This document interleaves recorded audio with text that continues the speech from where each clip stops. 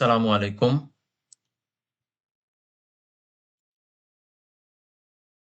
স্বাগতম learn stock knowledge চ্যানেলে। আজকে আমরা কথা বলবো ডিএসসি তে তালিকাভুক্ত খাদ্য কোম্পানি বঙ্গজ লিমিটেড এর শেয়ারের টেকনিক্যাল অ্যানালাইসিস নিয়ে।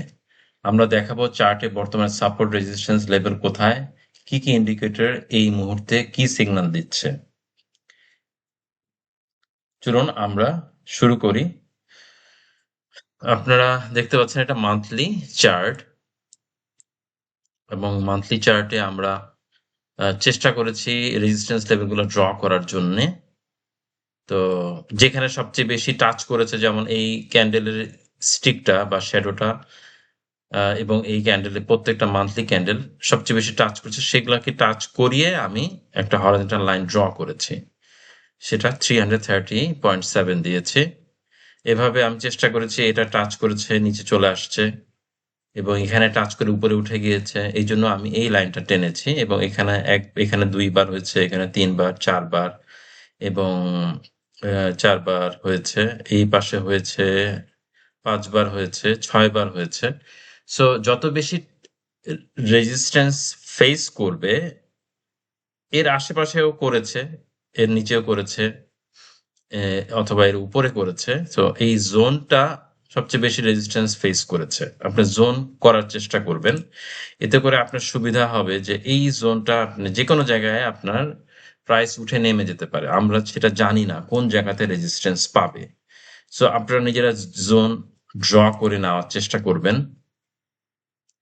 এটা একটা জিনিস গেল। আর মান্থলি চার্টে আমি আপনাকে দেখানোর চেষ্টা করেছি ইএমএ, 9 ইএমএ এবং 200 ইএমএ। যে কোনো শেয়ার যদি 200 এর উপরে যায়, তাহলে আপনি হাইলি বুলিশ, মানে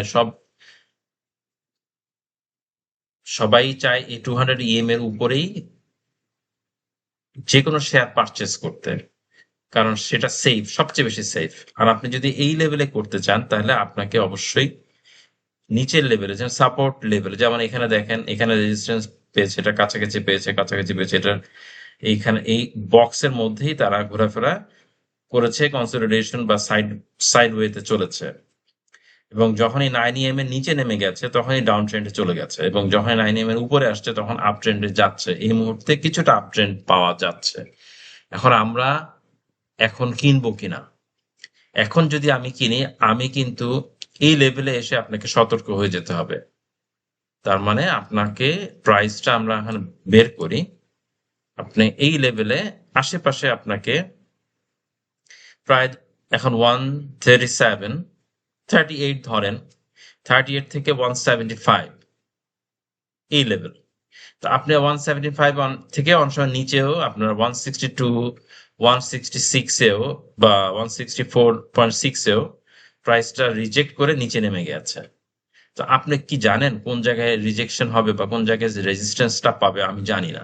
সো বেটার হচ্ছে এই একটা জোন আপনি তৈরি করেন, এখানে একটা লাইন টানেন, সবচেয়ে বেশি রেজিস্ট্যান্স কোথায় পেয়েছে। যেমন এই জায়গাটাতে রেজিস্ট্যান্স 147.2 তে রেজিস্ট্যান্স পেয়ে নেমে গেছে, তাহলে এই জায়গাতেও একটা রেজিস্ট্যান্স ড্র করতে পারেন বা এই জায়গাতে করতে পারেন।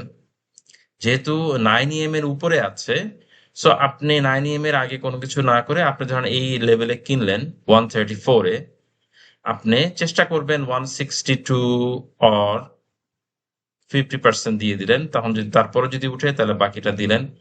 এভাবে আপনি এই জোনের মধ্যেই শুধু বাই সেল করতে পারেন। যদি এটা ব্রেক করে, ভলিউম যেহেতু পাচ্ছে সো এটা হচ্ছে পজিটিভ সাইন হচ্ছে যে হয় আমাদের শেয়ারটা হয়তোবা সামনের দিকে একটা ভালো ভলিউম দিবে। আমরা এই মুহূর্তে ভলিউমের বক্সগুলা বা বারগুলা দেখে এটাই ধারণা করছি। বিগত দিনগুলোতে আমরা যদি ভলিউম চেক করি, তাহলে ওটাই দেখতে পাবো। আর আমরা উইকলিতে যাই, উইকলিতে কিন্তু দেখা যাচ্ছে সুন্দর ভলিউম পাচ্ছে। এই যে আপনার 121 দিনের উপরের বারে ভলিউম গুলো দেখা যাচ্ছে, এবং ও 9 কে রেসপেক্ট করে উপরে মানে আস্তে আস্তে খুবই স্লোলি যাচ্ছে। আমি যদি ডেতে চলে যাই, তাহলে কি দেখতে পাই? ডেতে চলে গেলে আপনি 9 এর উপরে আছে, সরি 9 না, আপনার সবচেয়ে বড় জিনিস পাওয়া যাচ্ছে যে আমরা 200 ইএমএ, আমি একটু দেখি 200 ইএমএ, 200 ইএমএ পাচ্ছে। আমরা একটু বড় করে দিলাম। সবচেয়ে বড় মান্থলি আমরা 200 ইএমএ পাইনি, ডেতে আমরা 200 ইএমএ পেয়েছি। এটা একটা ভেরি গুড সাইন আমাদের জন্য। তো আমরা এই পর্যায়ে যদি কিনি শেয়ারটা, তাহলে আমরা ইজিলি এটা রিসেন্ট রেজিস্ট্যান্স হচ্ছে এটা, ধরেন এই লেভেলটা, বা আপনি যদি আরো সেফ থাকতে পারেন এই লেভেলটা করেন, তাহলে এই লেভেলটা আমরা বলে দিতে পারি 152.4, বা এটা ব্রেক করে উঠে যেতে পারে। ভলিউম করে ডিপেন্ড করে, ভলিউম যদি যেহেতু ভলিউম বাড়ছে আস্তে আস্তে, সো আমরা আশা করি এই এই পুরো বক্সটা ভেঙে উঠে যেতে পারে। কিন্তু আমার কথাকে আপনারা রিলাই করবেন না, আপনি সবসময় চার্টটা ফলো করবেন, দেখবেন কি অবস্থায় যাচ্ছে, আপনি স্টপ লস ধরে রাখবেন, আপনি ক্যান্ডেল গুলা দেখবেন, আপনার হাইসিনেকি ফলো করবেন। এটা কিন্তু হাইসিনেকি দিয়েছে, আপনি অন্যান্য ক্যান্ডেল গুলা ফলো করবেন, higher high higher low, higher high higher low, এইভাবে তারা কি যাচ্ছে কিনা আপনারা খেয়াল করে দেখেন। এটা আমি ডেইলি চার্টে ওপেন করেছি। আমি যদি ট্রেন লাইন ড্র করি এভাবে, ব্রেকআউট কি হয়েছে, এনগালফ ক্যান্ডেলের মাধ্যমে এই ব্রেকআউটটা হয়েছে। আমি আবার একটা ট্রেন লাইন ড্র করলাম, আবারও এখানে এনগালফ ক্যান্ডেল ড্র মাধ্যমে সেটা ব্রেকআউট হয়েছে, এবং এই এটার উপর সাপোর্ট পেয়েছে। আপনারা খেয়াল করেছেন কিনা, এটার উপর সাপোর্ট পেয়েছে। এই ডাউন ট্রেন্ডের যে ইনক্লাইন্ড লাইনটা আছে এটার উপর সাপোর্ট পেয়ে এটা আবার উঠার চেষ্টা করছে, এবং 9 কেও সে ফলো করে উঠার চেষ্টা করছে। 9 কেও আমাদের দেশে মূলত 9 থেকে বেটার হচ্ছে আপনি যদি 14 ফলো করেন। ভেরি গুড, 14 এটা। তো আমরা যদি 14 ফলো করি তাহলে এটা 14 আমি দিয়েছি, 9 না। সো আমরা যদি ইচুমুকু ক্লাউডকে যাই, ইচুমুকু ক্লাউডটার ভিতরে এখনো সে ঘোরাফেরা করছে। যদি ইচুমুকু ক্লাউড পজিটিভ হয়, গ্রিন হয়, তাহলে বেশ কিছুদিন আপনি ভালো একটা বুলিশ মোমেন্টাম পাবেন। তো বুলিশ মোমেন্টাম বুঝতে হলে ইচুমুকু ক্লাউড সহ অন্যান্য ইন্ডিকেটর যেটা বলেছি, ইএমএ, তারপর হচ্ছে হাইসিনিকি, সবগুলো আপনারা ফলো করবেন। আমি ইচুমুকুটা বন্ধ করে দিলাম, এবং আপনি দেখেন আরেকটা জিনিস শিখিয়ে দিচ্ছে আপনাদেরকে, আপনারা ফলো করবেন। আপনি যদি এটা একটা ট্রেন লাইন ড্র করেন, এভাবে ট্রেন লাইন ড্র করেন, এই ট্রেন লাইনটা যদি আপনি আরো আরো ইনক্লাইন ভাবে করতে পারেন, এভাবে করতে পারেন, খুব কুইকলি আপনি ট্রেনটাকে বুঝতে পারবেন ট্রেন লাইন ব্রেক করছে কিনা। এই ট্রেন লাইন বরাবর যদি ক্যান্ডেল গুলো উপরে উঠতো, তাহলে আপনি এই ট্রেনকে ফলো করে আপনি কোনো সেল করতেন না। যখনই দেখছেন যে এই ট্রেনটা ভেঙে গেছে, তো ভেঙে আলটিমেটলি নিচে নেমে গেছে, মানে এই ট্রেনটা আর নেই এখানে, এবং এটা সাইড ওয়েজে গেল বেশ কিছুদিন, ছোট ছোট ট্রেন্ড হলো, ছোট ছোট হাই হাই হায়ার লো হলো, বাট হায়ার হাই হায়ার লোটা এখানে আবার ডিফারেন্স নেই, এটা সেম লেভেলে, সামান্য ডিফারেন্স থাকতে পারে। তো এভাবে আপনি এখানেও ট্রেড করতে পারেন, বাট সেটা বারবার ট্রেড করা তো আপনার জন্য লাভজনক না।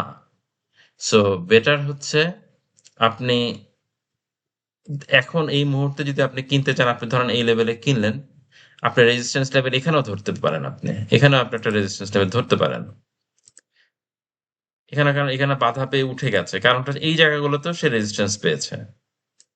বুঝাতে পেরেছি কিনা, এই জায়গাগুলোতেও রেজিস্ট্যান্স পেয়েছে, এই জায়গাগুলোতে রেজিস্ট্যান্স, সবচেয়ে বেশি রেজিস্ট্যান্স যেটা পাচ্ছে সেখানে আপনি সেল বসিয়ে রাখলেন, সেটা হতে পারে 145-এ। বাট আমার মনে হয় না ভলিউম যেভাবে দেখা যাচ্ছে তাতে এই রেজিস্ট্যান্স গুলো থাকবে কিনা, সেটা আপনারা খেয়াল করে রাখবেন। আপনারা দেখবেন এই লেভেলগুলো হচ্ছে রেজিস্ট্যান্স পাচ্ছে। তো ধরেন আপনি এই লেভেলটাতে আপনি আপনার শেয়ারটা সেল করে দিতে পারেন। আপ টু ইউ, আপনি এটা খেয়াল করেই করতে হবে আপনাকে, আপনার সিদ্ধান্ত আপনাকেই নিতে হবে আপনি কি করবেন। সো আমি যদি মান্থলিতে যাই, মান্থলিতে কি অবস্থা আমরা একটু দেখি। আপনারা দেখতে পাচ্ছেন বক্সের মধ্যেই সব ঘোরাফেরা করছে, এবং আমি আরো ছোট করে দিলে এই রেজিস্ট্যান্স লেভেলগুলো আছে, আপনারা নিজেরাই ড্র করে করে দেখবেন। কিন্তু এই রেজিস্ট্যান্স না ভাঙা পর্যন্ত এইসব জায়গাতে যাবে না। ভলিউম পেতে হবে, সবকিছু পেতে হবে। মান্থলিতে দেখা যাচ্ছে ভলিউম ভালো পাচ্ছে, সো এটা একটা ভালো ইন্ডিকেশন আমাদের জন্য। তো আমরা আশা করি শেয়ারটা ভালোর দিকে যাবে। আর আমরা আরএসআই দেখি কি অবস্থা। মান্থলিতে আরএসআই ভালো, এমএফআই ভালো, সবই ভালো। এবং আমরা যদি ডেতে যাই, ডেতে গিয়ে কি হবে দেখি। ডেতে আমরা দেখছি ম্যাকডি ক্রসওভার করছে, এমএফআই বেড়েছে এবং এটা উপরের দিকে যাচ্ছে। 121 ডের যে এভারেজ বারটা সেটা সুন্দর, সে ভলিউম পেয়েছে। আমি যদি হাইসিনেকিতে যাই তাহলে দেখা যাচ্ছে গ্রিন ক্যান্ডেল হয়েছে, পজিটিভ সাইন। গ্রিন ক্যান্ডেল ছিল, আবার সেল সিগন্যাল এসেছে। সো আপনারা দেখতে পাচ্ছেন এখানে কি অবস্থা হয়েছে। তো আপনারা দেখতে পাচ্ছেন হাইসিনেকিতে কি হচ্ছে, এখানে গ্রিন ক্যান্ডেল এসে অল্প কয়েকদিন ছিল ডেতে, আবার এখন গ্রিন ক্যান্ডেল হয়েছে। একটা অপরচুনিটি আছে, আপনি এখন কিনতে পারেন। এবং আপনারা এই রেজিস্ট্যান্স লেভেলগুলো একটু ফলো করবেন, দেখবেন কি হয়। তো আজকে এতটুকুই। তাহলে এই ছিল আজকের বঙ্গজ শেয়ারের চার্ট অনুসারে সাপোর্ট, রেজিস্ট্যান্স, ইন্ডিকেটর গুলো আমি বিশ্লেষণ করলাম। মনে রাখবেন, এটি কোনো বাই বা সেল সিগন্যাল নয়, শুধু মাত্র শিক্ষামূলক আলোচনা। বিনিয়োগের আগে নিজে গবেষণা করবেন। এবং ভিডিওটি ভালো লাগলে অবশ্যই লাইক, শেয়ার ও চ্যানেলটি সাবস্ক্রাইব করতে ভুলবেন না। দেখার জন্য ধন্যবাদ। আপনাদের কোনো শেয়ার যদি আপনারা আমাকে জানান তাহলে আমি চেষ্টা করব। আজকে আমাকে বলেছে একজন দর্শক, ওনার রিকোয়েস্টে আমি এই শেয়ারটি আপনাদের সামনে তুলে ধরার চেষ্টা করেছি। আমি যতটুকু সম্ভব আমার নলেজ দিয়ে আপনাদেরকে বোঝানোর চেষ্টা করেছি। আপনারা যদি আমার কোনো ভুল পান অবশ্যই জানাবেন। আমার ছোট্ট এক্সপেরিয়েন্স থেকে আপনাদের সামনে তুলে ধরার চেষ্টা করেছি। ভালো থাকবেন। আসসালামু আলাইকুম।